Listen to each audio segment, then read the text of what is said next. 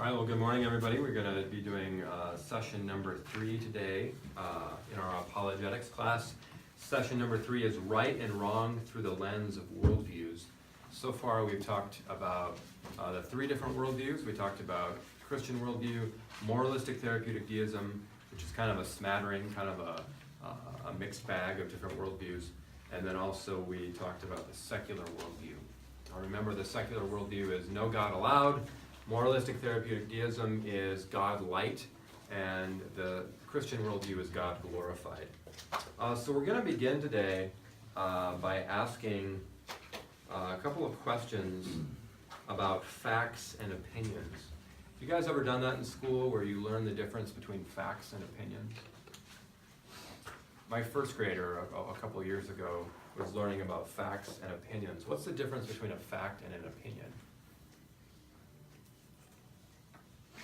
What's a fact? A fact is like evidence to something, but an opinion is like what you believe. Okay, yeah, so a fact, you can give evidence to demonstrate that it's true. Yeah. And an opinion would be kind of more like, you know, it's what you feel or what you think about something.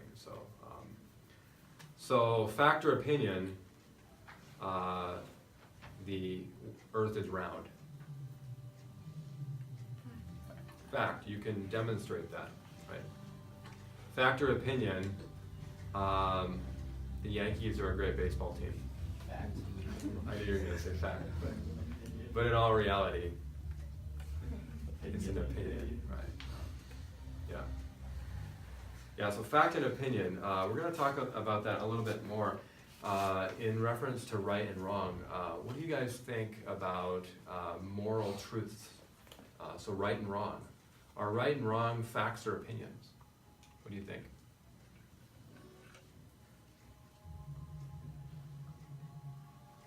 Let's go big here. Is "you shall not murder" a fact or an opinion? An opinion to the world. Okay. Raise your hand if you think it's a fact. Raise your hand if you think it's an opinion. Okay. All right. We're going to work on this a little bit. It's kind of tough, right? Because, I mean, have you ever met anybody that says it's okay to go murder anybody? Probably not. It's one of those things we want to say is a fact, but is it a fact or an opinion? So what we're going to do now is everybody is representing one of the 3 worldviews. I think over here we have the secular worldview, the moralistic therapeutic deism worldview, and in the back is the Christian worldview. Now, each of you have a card with statements that are facts according to this worldview. Now, not all these things would be considered fact by every worldview. In fact, some of the things you can't demonstrate necessarily. But they are facts in your worldview. So, for example, what are some secular facts? Life came into being by chance. Life came into being by chance. Yeah, no God involved. What's an example of an MTD fact? God is only involved in your life if you have a problem. God is only involved in your life if you have a problem. And what's a fact from the Christian worldview? God created human beings in His image and gave them inherent dignity and worth. God created human beings in His image and gave them inherent dignity and worth. So these are things that each of these worldviews would consider true. Now, what we're going to do is only working with the resources that you have, only working with the fact statements that you have, we are going to work to defend the following statements. So work together for a little bit and using only your worldview facts, defend the statement, good and evil exist. So good and evil exist.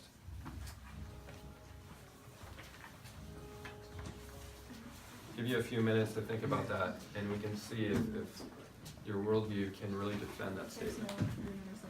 We would just say that's an opinion. So, I guess definitely got opinion. You may find that your worldview is not actually able to defend the statement, and if that's true, then that's true, I guess. You may find that your worldview wants to defend this opinion or this statement, but how are you going to come at it? How are you going to use your resources to get there?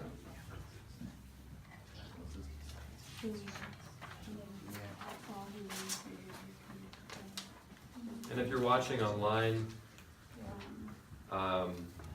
you could try to do all three if you want, all three worldviews. I would say if you're going to pick one, try the secular worldview. There's not really anything about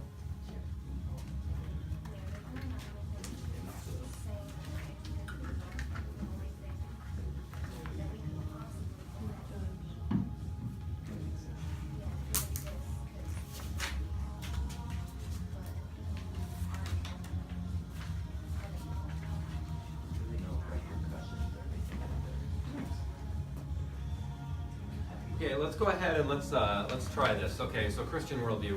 How would you defend the statement that good and evil exist? Well, God, Jesus died on the cross to take away the sin of the world, and there was sin because people disobeyed God, because God made laws for everyone, and so He loves us so much that He wanted to keep us away from that evil that we had brought into the world. Okay, so you're talking about the going back to the historical reality of the death of Jesus Christ as a sacrifice for sins. You would say, yeah, that good and evil exist, because the cross wouldn't make sense apart from that, right? Okay. Anything else from the Christian worldview you might say to defend good and evil exist? The existence of God versus the devil. Okay, so we have God versus devil. Okay, yeah. Polarity there. Okay, how about moralistic therapeutic deism? How would you guys defend the statement that good and evil exist? God wants us to be nice and fair. God wants us to be nice and fair, right? Okay. So what does it mean to be nice and fair? That's kind of the measurement of good and evil, right? You don't mess with me and I won't mess with you, and we all just try to be happy. Yeah. It gets a little difficult for a moralistic therapeutic deism because God, if we don't really know who God is specifically, we don't really know what pleases Him or displeases Him, right? That's where it gets kind of messy. How about secularism? How would you defend that good and evil exist? We said you can't really defend that because, like, one of the statements was there is no such thing as universal right or wrong. So. Oh, okay, you can't really defend it. Now, will you talk about right things and wrong things, maybe, still? I mean, you'll have laws, right? What are those built on, though? We mentioned the last one, that all human behavior can be explained by the product of evolution. Yeah, we call this evolutionary psychology, that everything that you do, even the belief in right and wrong, comes from evolution, and it's really just a way of us surviving and coping, and so we can pass on our genes, basically, and survive, yeah. Yep. Yeah, let's try one more. Human beings have rights. All right, so use your facts. See if you can defend the statement that human beings have rights. We talk about human rights all the time, right? In the back here, if you want to just pair up with either one of these worldviews, this is the secular worldview here, Christian worldview in the back, moralistic therapeutic deism. They've got cards with statements about each worldview, and what we're doing is we're trying to defend these statements on the basis of those facts. So human beings have rights. I'd say that in secular worldview they don't. Because life came into being by chance. That doesn't give them inherent. Yeah, that's what I was thinking. They're just It's saying like you have the right to be happy. It's like, well, grass. that's like from So- homes, right? You have to have the right to be happy. Right, you have to have the right to be happy, and having these rights, having human rights, Yeah. having those rights.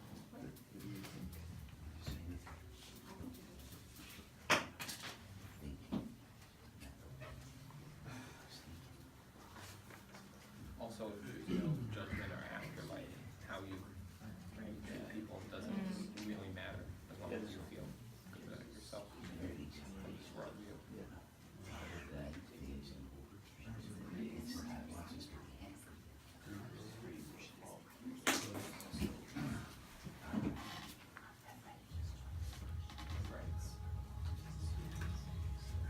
All right, now all of these worldviews would probably say that human beings have rights. Wouldn't you agree that all these worldviews would try to make that move? Or that they would live as if human beings have rights. But do they have the intellectual resources? Do they have the foundation to actually say that human rights are rooted in reality and not just an opinion? That's what we're getting at here. So let's start with the secular worldview. What would you guys say?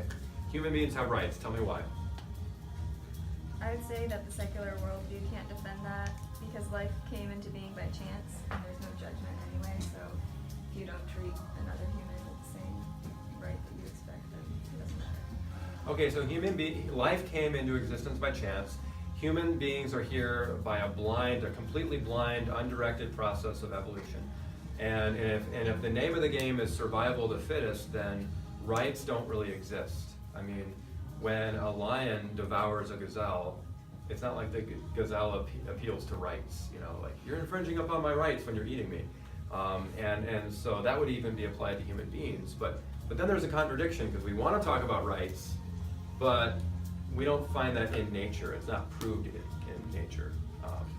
And then there's no afterlife, so if somebody murders somebody and then kills themselves, we see this happen all the time, the person who did the evil act has the last word. I mean, the injustice has the last word, really. And even if you can have like a scholarship or a memory foundation for the person to honor them, the person's still dead, right? So injustice has the last word. Okay, what did you say, moralistic therapeutic deism? Go after this. Tell me why humans have rights.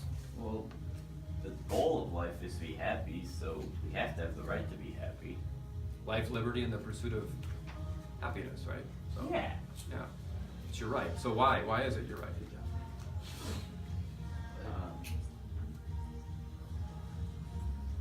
Because that's the central goal of life. That's why we're here, just to be happy. So if we don't have the right to be happy, then there's no reason to have life. Okay.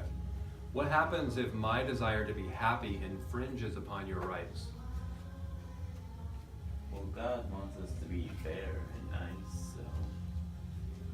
True, but God is only involved in my life if there's a problem. And what if in that moment I decide that I don't want him to be involved in my life?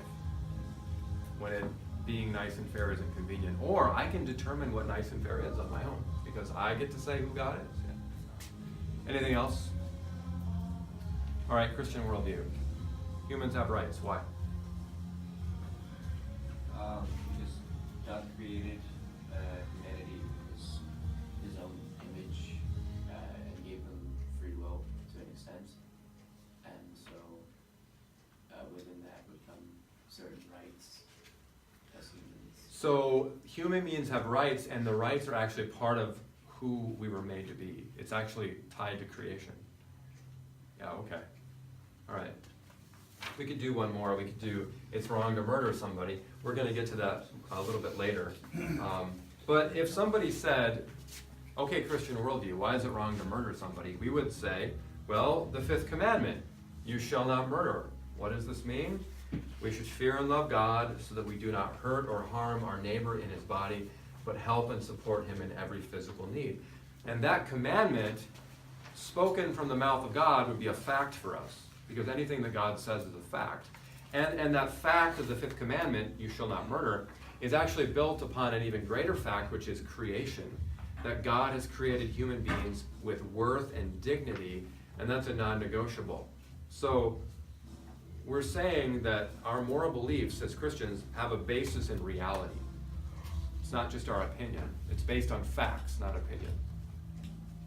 Now, at this point, even apart from arguing that the Christian worldview is true, we at least have to admit that the Christian worldview is coherent and consistent, meaning that it does not contradict itself. And as we'll see, I believe that secularism and moralistic therapeutic deism, when they make value assertions, when they make declarations about right and wrong, they actually end up contradicting themselves. The worldview itself contradicts itself.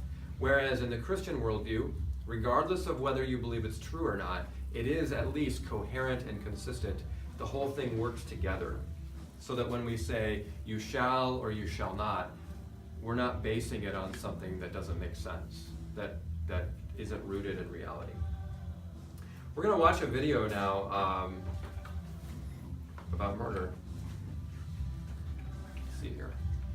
If you are watching this online, just go ahead and follow the link. There's a link for you to follow. There we go.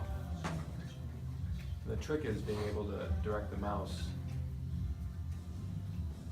to the play button. Reverse. It's hard.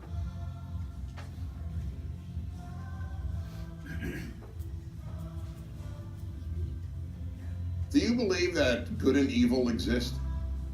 The answer to this question separates Judeo-Christian values from secular values. Let me offer the clearest possible example. Murder. Is murder wrong? Is it evil? Nearly everyone would answer yes, but now I will pose a much harder question. How do you know? I'm sure you think murder is wrong, but how do you know? If I ask you how you know that the earth is round, you would show me photographs from outer space or offer me measurable data. But what photographs could you show? What measurements could you provide that prove that murder or rape or theft is wrong? The fact is, you can't. There are scientific facts, but without God, there are no moral facts. In a secular world, there can only be opinions about morality. They may be personal opinions or society's opinions, but only opinions. Every atheist philosopher I have read or debated on this subject has acknowledged that if there is no God, there is no objective morality. Judeo-Christian values are predicated on the existence of a God of morality. In other words, only if there is a God who says murder is murder wrong? Otherwise, all morality is opinion. The entire Western world, what we call Western civilization, is based on this understanding. Now, let me make two things clear. First, this doesn't mean that if you don't believe in God, you can't be a good person. There are plenty of kind and moral individuals who don't believe in God and Judeo-Christian values. But the existence of these good people has nothing to do with the question of whether good and evil really exist if there is no God. Second, there have been plenty of people who believed in God who were not good people. Indeed, more than a few have been evil and have even committed evil in God's name. The existence of God doesn't ensure people will do good. I wish it did. The existence of God only ensures that good and evil objectively exist and are not merely opinions. Without God, we therefore end up with what is known as moral relativism, meaning that morality is not absolute, but only relative to the individual or to the society. Without God, the words good and evil are just another way of saying I like and I don't like. If there is no God, the statement murder is evil is the same as the statement I don't like murder. Now, many will argue that you don't need moral absolutes. People won't murder because they don't want to be murdered. But that argument is just wishful thinking. Hitler, Stalin, and Mao didn't want to be murdered, but that hardly stopped them from murdering about 100 million people. It is not a coincidence that the rejection of Judeo-Christian values in the Western world by Nazism and communism led to the murder of all these innocent people. It is also not a coincidence that the first societies in the world to abolish slavery, an institution that existed in every known society in human history, were Western societies rooted in Judeo-Christian values. And so were the first societies to affirm universal human rights, to emancipate women, and to proclaim the value of liberty. Today, the rejection of Judeo-Christian values and moral absolutes has led to a world of moral confusion. In the New York Times in March 2015, a professor of philosophy confirmed this. He wrote, What would you say if you found out that our public schools were teaching children that it is not true that it's wrong to kill people for fun? Would you be surprised? I was. The professor then added, the overwhelming majority of college freshmen view moral claims as mere opinions. So then, whatever you believe about God or religion, here is a fact. Without a God who is the source of morality, morality is just a matter of opinion. So, if you want a good world, the death of Judeo-Christian values should frighten you. I'm Dennis. Okay. All right, so let's go ahead and just chat a little bit about the video. If you guys have anything you want to clarify or share.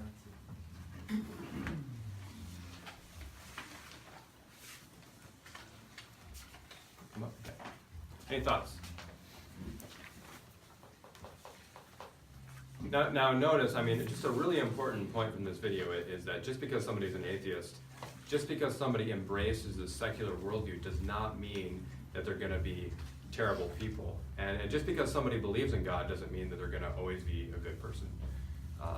But what he's talking about here is that the existence of good and evil, apart from God, there's no overarching authority that says that these things are wrong, that murder is wrong, that theft is wrong.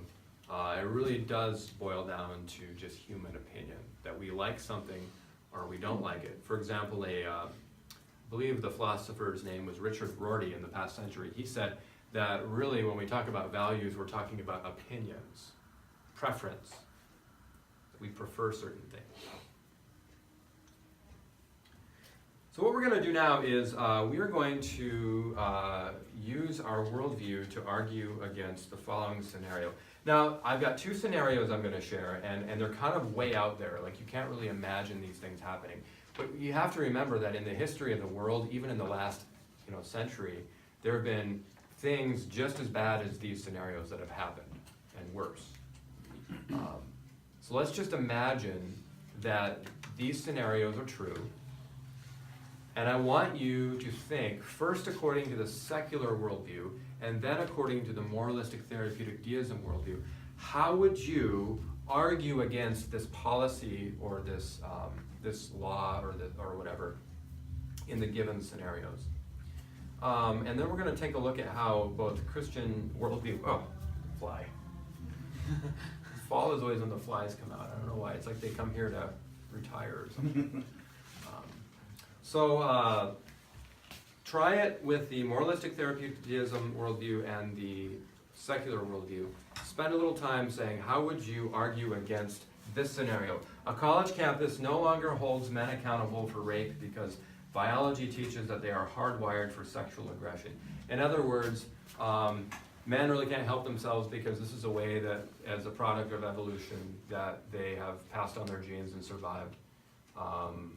It's really, we're hardwired for this kind of thing, sexual aggression. And so if a college campus said, well, we're not going to hold men accountable for this anymore, how would you argue against that according to moralistic therapeutic deism and secularism? And if you look in your study guide, note any difficulties that you have in arguing against this. Okay? So take a few minutes to do that.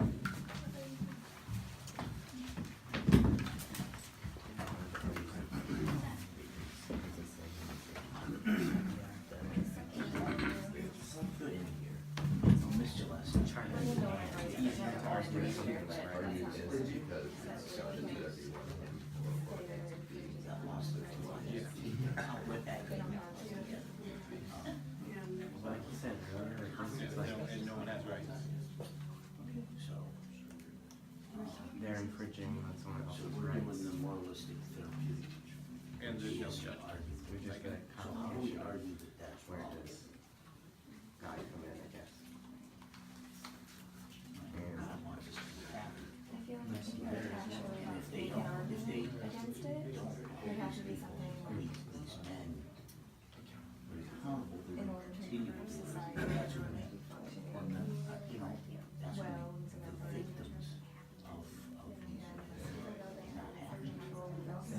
Yeah, it would be to improve the well-being of everyone.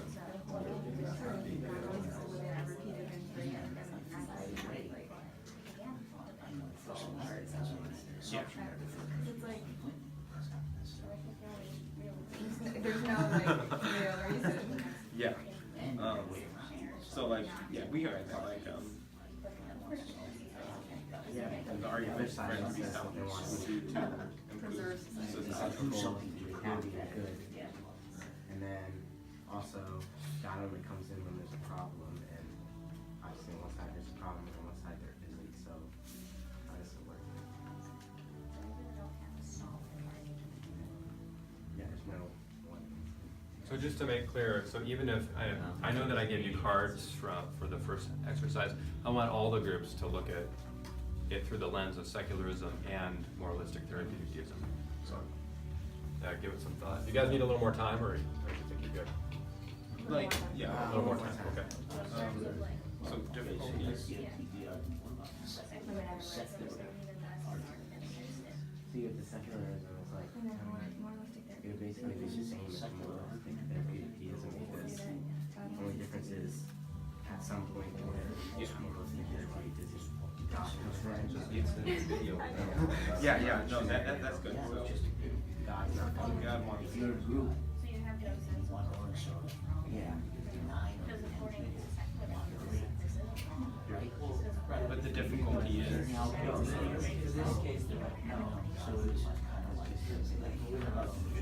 It's really hard to define. yeah, There's no no absolute no definition. like proof that kind of exists. have some So the secular argument against this debate, and most people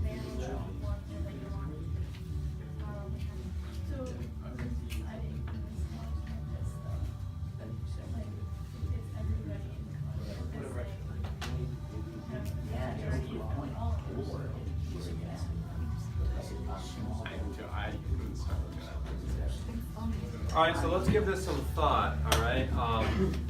So if you were part of the secular worldview and you wanted to argue against this policy, as we all would, how would you go at it? Well, like it said in the video, without God, there's just like I like and I don't like, and obviously someone in that scenario is not going to like it. Right. So it's still not right, I guess. Yeah, so they might say, well, I don't prefer this, I don't like it, it infringes upon me. And obviously, there are other people who aren't gonna like this, so we should revoke this policy.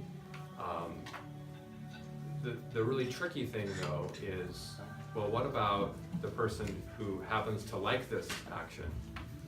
It becomes really a power struggle, so that whoever has power is who wins. So if all there is opinions, there's no right and wrong. If all there is opinions, whoever has the most power is who decides what's right.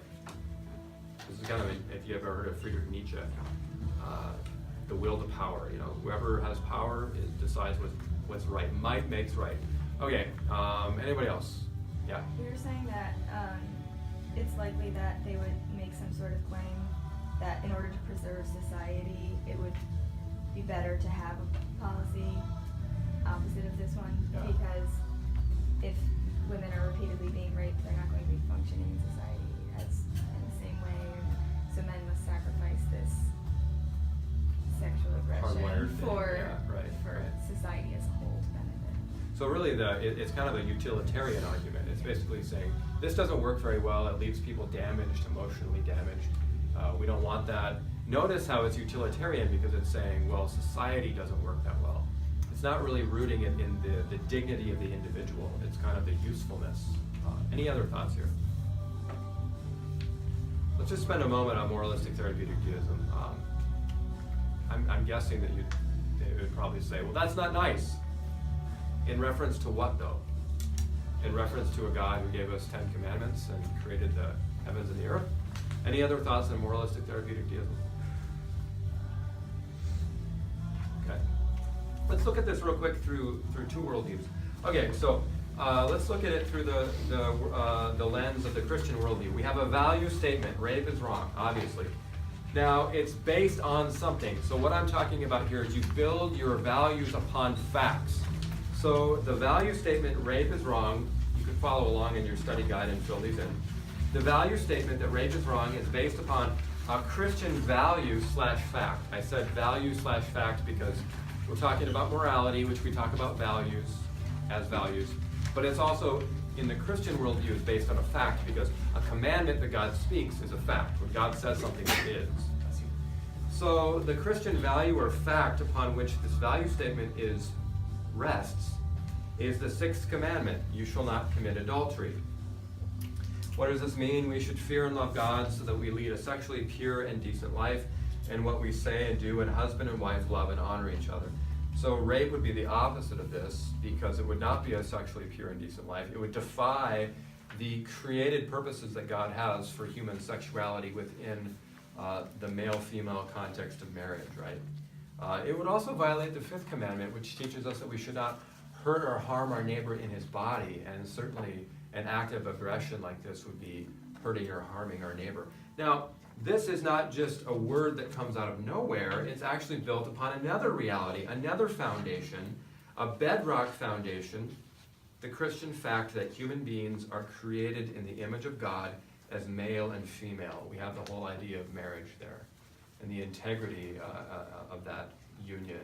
And really as sexuality being a safe place, a place of trust and a place of care for one another. Now, the secular worldview might come back and say, okay, but you can't prove that. Well, as we'll see, the word prove is a really loaded word. Actually, we'll see that the next week when we talk about science. There's a lot of things that you can't prove. I mean, and that word proof has a lot of baggage to it.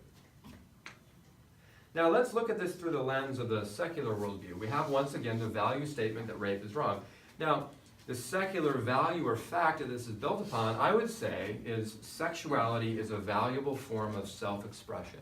So especially in the absence of God, sexuality becomes the thing that everybody is after. It becomes a form of self-expression. And the last thing that you would want is someone to violate your sexual expression. We also have personal rights that people don't want to have their rights, even if those are based on opinions. They don't want their rights to be infringed upon.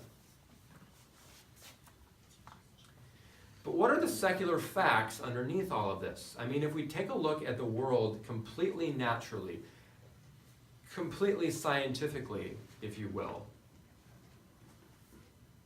very often you're going to get this move towards what we call evolutionary psychology. Now, don't get me wrong, there are some aspects of evolution that are valid, and I would even say there's some aspects of evolutionary psychology that are valuable, that make sense in explaining why we do what we do as human beings in order to survive. But this is what I call evolution as the explanation of everything. It's going to run every single thing that you do as a human being through the lens of natural selection, mutation, blind evolution by chance. It's going to say everything you do, religion, moral beliefs, even things like sexual aggression, violence, are going to be traced back to something that helped our ancestors survive in the past.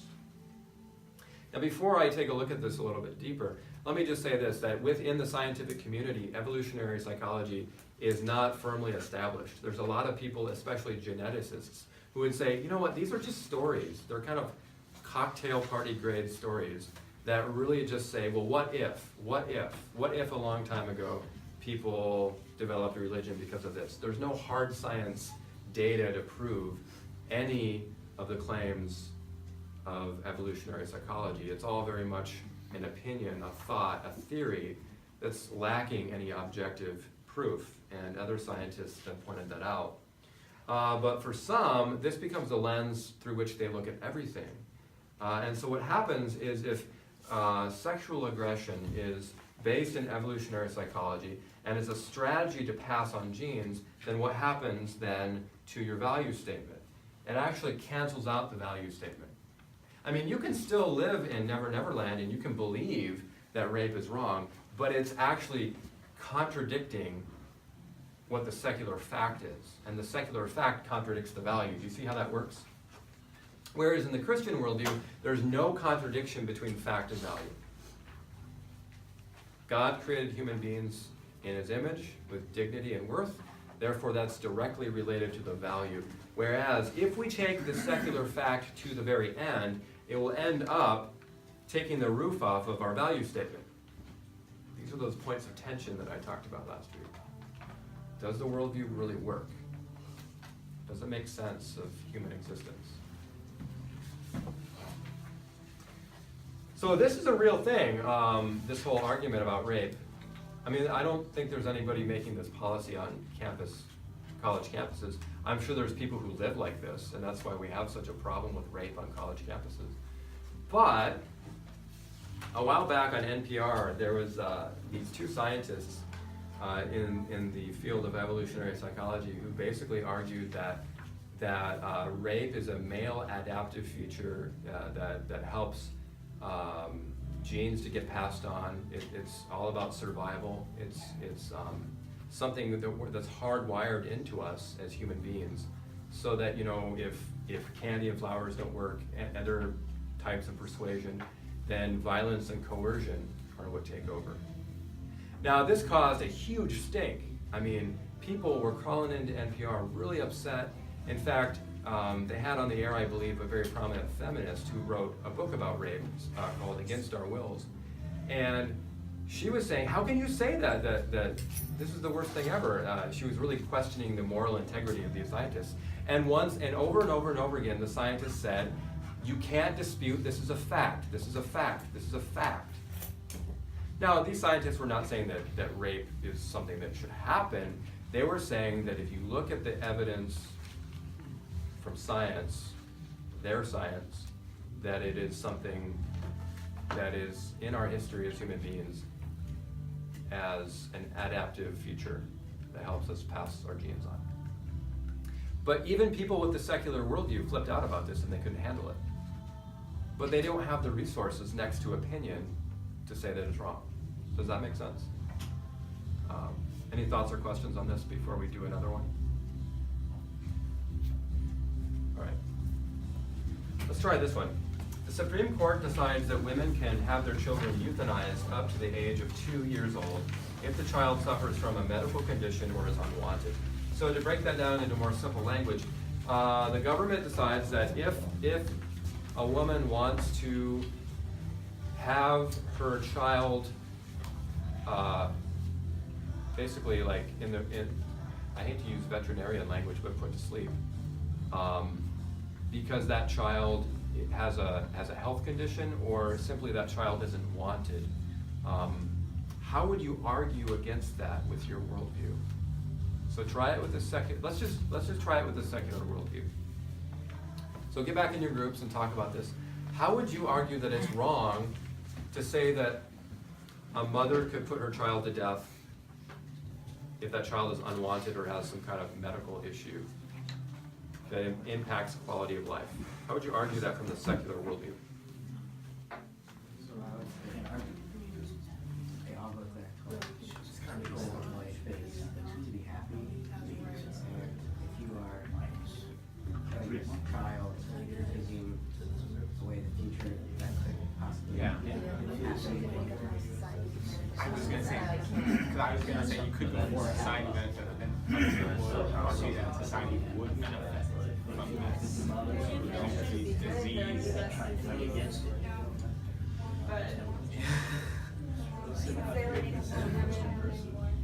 Could like suffer emotional damage from it, but if they thought that there's people who would, they would leave it. It's a choice. It's not like they would always put to death a 2-year-old. Yeah. It's not like they just take it away. Yeah. That's one word. That would be the only argument that I feel they could base on any. Yeah, there's no judgment. They want what's Just because if the mother's really making that decision, oh, like other people involved in the life of the grandparents, yeah. the siblings. that would be the, yeah, I think that would be the only defense, is that others in society could be adversely affected because of this. In the secular society wants to be perceived as good.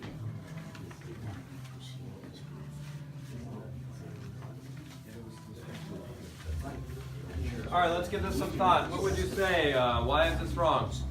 Who wants to take a shot? Yeah. We said it was wrong because you're taking away the rights of the child to be happy, because it all goes back to the whole purpose of life is to be happy and just live it, and if you're taking away their rights to be happy, then yeah, I guess. So let me ask this question. At what point does a child have rights?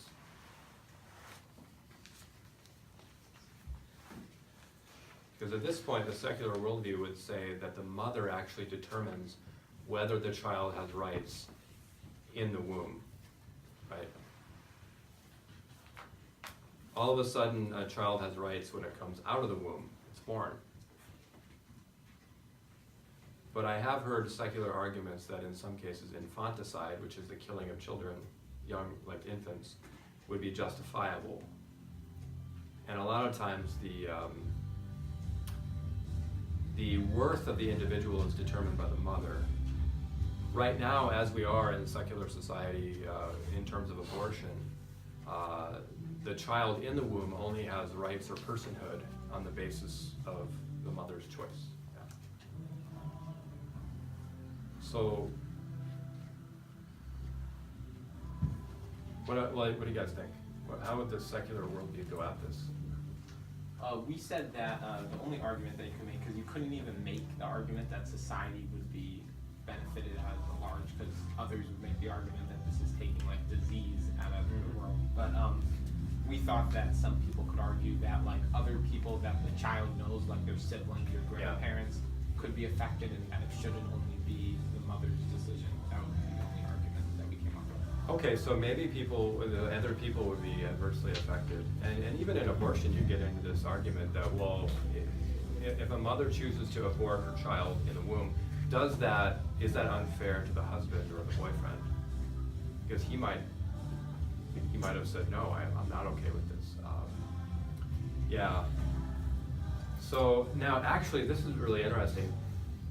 National Socialism, also known as the Nazis, actually took this secular worldview to its logical conclusion. They took atheism to its logical conclusion, and they said, look, it would be great if we could just get rid of people who kind of drag society down, what they call useless eaters, who are just taking up resources but are not really helping move society along. So yeah, they would actually make that argument. They did make that argument. They lived it out. It was called the Holocaust.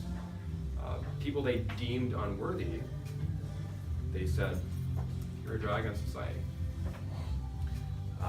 Now, obviously, most secular people aren't going to make that argument, but yeah. Now, this actually came up once again in our universities. A guy by the name of Dr. Peter Singer, he's a professor at Harvard. He made the argument that if a woman were to kill her child after it's born, that could be an evolutionary strategy to kind of count your losses and get rid of a child that may not survive or may not be able to be taken care of. This happened after, it was in the news a while back about I believe it was a young girl who had a baby at prom and disposed of the baby. And so the argument is basically that from evolutionary psychology is that there's a reason for this, that sometimes the human species might end up committing infanticide, killing its children for a reason, for survival.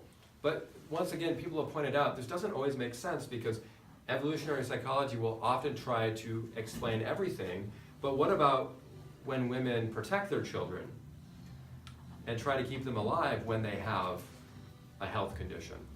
How does evolutionary psychology explain that? It just doesn't explain both ends of it. So let's look at this through the lens of worldviews. So our value statement is that infanticide is wrong, killing children is wrong. The Christian value or fact would be the fifth commandment, you shall not murder. We should fear and love God so that we do not hurt or harm our neighbor in his body, regardless of how old that person is or capable that person is, but rather we should help and support him in every physical need. And then that value of the fifth commandment is built upon the Christian fact that God created human beings in his image and has given them value and worth, not on the basis of their ability, not on the basis of their age.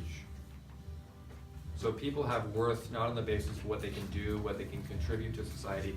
Simply by being human, people have worth. Let's run that through the secular worldview. So let's say that the secular worldview says, we shouldn't allow children to be killed under the age of 2, just because. And that value would be built on an opinion, human beings have value after birth. Now, it's a whole other conversation why birth is a thing that all of a sudden makes people have worth. That gets into our whole abortion conversation.